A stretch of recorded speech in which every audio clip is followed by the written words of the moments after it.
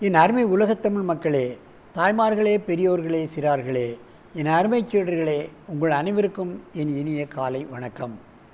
கலைஞர் தொலைக்காட்சி நிகழ்ச்சியில் நலமுடன் வாழ என்னும் பிரிவில் யோகாசனத்திற்கு அதிக முக்கியத்துவம் கொடுத்திருப்பதை நீங்கள் அறிவீர்கள். அதிகாலை வேளையில் ஏன் இந்த நிகழ்ச்சி தரப்படுகிறது? மத்தியானம் 12 மணிக்கு கொடுக்கலாம், சாயங்காலம் கொடுக்கலாம், அல்லது இரவில் கொடுக்கலாம். அதெல்லாம் கதைகள், கட்டுரைகள், தொடர் நிகழ்ச்சிகளெல்லாம் நடக்குது. கொஞ்ச நாள் நடக்கும், ஒரு வருஷம் நடக்கும், அப்புறம் வேறு நிகழ்ச்சி மாற்றி விடுவார்கள். யோகாசனம் என்பது அதிகாலை வேளையில் காலையில் செய்யக்கூடிய பயிற்சி, பிரம்ம முகூர்த்தத்தில் செய்யக்கூடிய பயிற்சி. காலையில் காலைக்கடன்களை முடித்துவிட்டு குடித்துவிட்டு வெறும் வயிற்றில் செய்யக்கூடிய பயிற்சி. கூடுமானால் ஏதாவது லிக்விடாக ஆரஞ்சு ஜூஸ் அல்லது காபி, டீ இவைகளை குடித்து கொண்டு தான் நாம் இந்த ஆசனத்தை செய்ய வேண்டும். ஏன்னால் பெரும்பாலான ஆசனங்களை வயிற்றை மடக்கக்கூடிய ஆசனமாக இருப்பதால் ஏதாவது திரவ உணவை விட்டுவிட்டு நாம் திட உணவை சாப்பிட்டால் ஆசனம் செய்ய முடியாது. காலையில் குளித்துவிட்டு வெறுவயதில் தான் செய்ய வேண்டும். மாலையிலும் செய்ய வேண்டும் என்று நமது இலக்கியங்கள் கூறுகின்றன. மாலையில் செய்யும் பொழுது 4 மணி நேரம் இடைவெளி இருக்க வேண்டும். 1 மணிக்கு சாப்பிட்டால் 5 மணிக்கு யோகாசனம் செய்யலாம், 2 மணிக்கு சாப்பிட்டால் 6 மணிக்கு செய்யப்படலாம். இப்படி வைத்துக்கொள்ள வேண்டும். அதுதான் முக்கியம். ஒருவேள் சின்றவர் இல்லாமல் செய்யக்கூடாது. அந்த நிலையில் இன்றைக்கு பாருங்கள், நமது அரங்கிற்கு நாகவசந்தா என்ற பெண்மணி வந்திருக்கிறது. பிடெக் இன்ஜினியரிங் முடித்த பெண். அதுதான் நீங்கள் கவனத்தில் கொள்ள வேண்டும். இன்ஜினியரிங் முடித்த பெண், திருமணமாகி இருக்கிறது, ஒரு பையன் 1.5 வயதில் இருக்கான். இருப்பினும் அதன் ஆர்வத்தை பாருங்கள். யோகாசனத்தில் ஆசிரியராக வர வேண்டும், மக்களுக்கு சேவை செய்ய வேண்டும், பெண்களுக்கு கற்றுக் கொடுக்க வேண்டும் என்ற ஆர்வம் அது வைத்திருக்க காரணத்தினால் 500 hours yoga teachers training course எனது பள்ளியில் படித்து வருகிறது. அற்புதமான ஆசனங்களை செய்ய போகிறது. நீங்கள் கவனிக்க வேண்டும். 25 வயது பெண்மணி குழந்தை பெற்ற பின்பு எப்படி செய்ய முடியும் என்று நீங்கள் நினைக்கிறீர்கள்? அவர்களை பாருங்கள். சற்று உண்டாக இருந்தாலும் கூட அற்புதமான ஆசனங்களை செய்வார்கள். அவர் ஆந்திராவிலிருந்து தமிழகத்துக்கு வந்து இங்கே தங்கியிருக்கிறார்கள். இங்கே திருமணமாக இருக்கிறது. அற்புதமான ஆசனங்களை செய்ய போகிறார்கள்.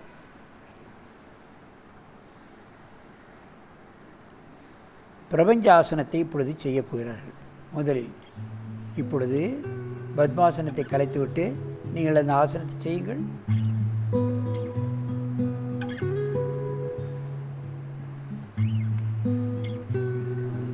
Yes. First right leg, then left leg.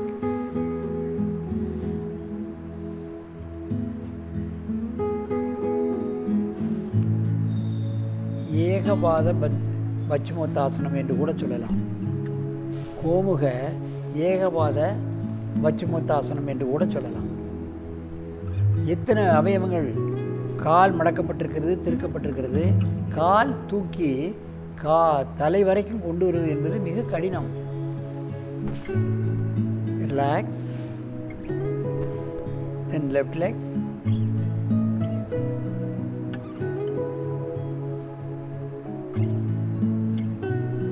சில பேர்களுக்கு வலது கால் வரும், இடது கால் வராது.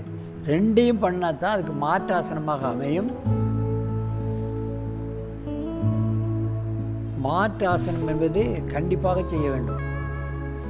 வலது கால் பண்ணினால் இடது காலும் செய்யணும்.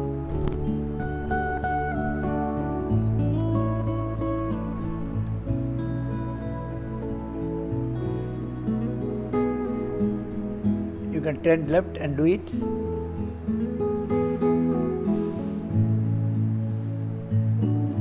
Yes.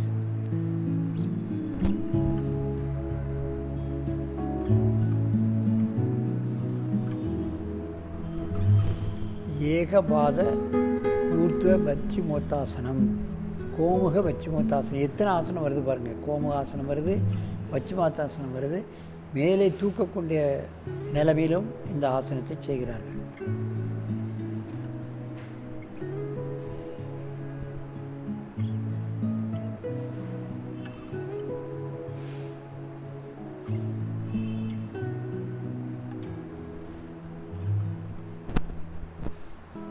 மெதுவாக இறக்குங்கள்.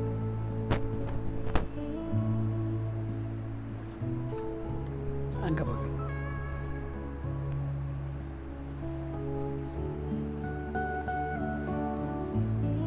வளையின் தன்மை அதிகமாக இருக்கின்ற காரணத்தினால் ஒவ்வொரு ஆசனத்தையும் லகுவாக பல்வேறு கோணங்களில் சிறிய நேரத்தில் செய்ய முடிகிறது. அதைத்தான் நான் கவனத்தில் கொள்ள வேண்டும். ஒரு குழந்தை பெற்ற பின் தன் உடம்பிலையும் ஸ்லிமாக வைத்துக்கொண்டு இந்த ஆசனங்களை அவர்கள் செய்கிறார்கள். காலையில் 6 மணிக்கு வந்தால் ராத்திரி 8 மணி வரைக்கும் பெரும்பாலும் ப்ராக்டிக்கல் தான் இருக்கும். You can do it Chakrasana one time. Lay down. நீங்கள் பார்க்க வேண்டும். இதெல்லாம் இப்போ இந்த 25 வயசு 26 வயசில் செய்வது என்பது மிக கடினம். காலை கொஞ்சம் உள்ளே எடுத்துக்கணும். Wide your leg. Yes. சக்கராசனம் என்பது கடினம்.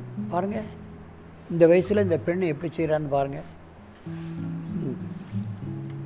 முழுமையாக செய்யுது. ஆகவே முயற்சி திருவினையாக்கும் என்று சொல்வார்கள். முயற்சி உடையார் இகழ்ச்சி அடையார். இந்த வயதில் எப்படி அற்புதமாக செய்கிறதுன்னு பாருங்கள். ஸ்லோலி கம் டவுன்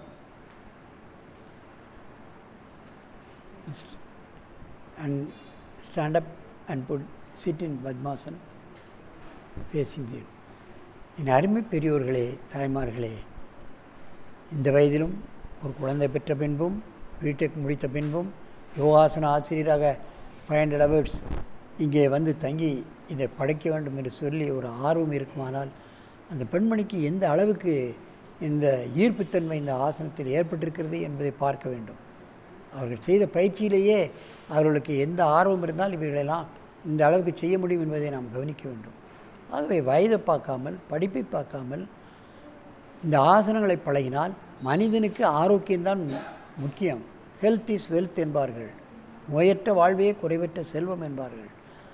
அதற்கு எடுத்துக்காட்டாக இந்த பெண்மணி இருக்கிறார்கள். இவர்கள் போன்று பார்க்கின்ற பெண்மணிகள் அத்தனை பேர்களும் யோகாசனம் பழகி நோயற்ற வாழ்வே குறைவற்ற செல்வம் என்னும் பேற்றினை பெற வேண்டும் என்று கேட்டு உங்களிடமிருந்து விடைபெறுவதே ஆசனம் ஆண்டியப்பன்.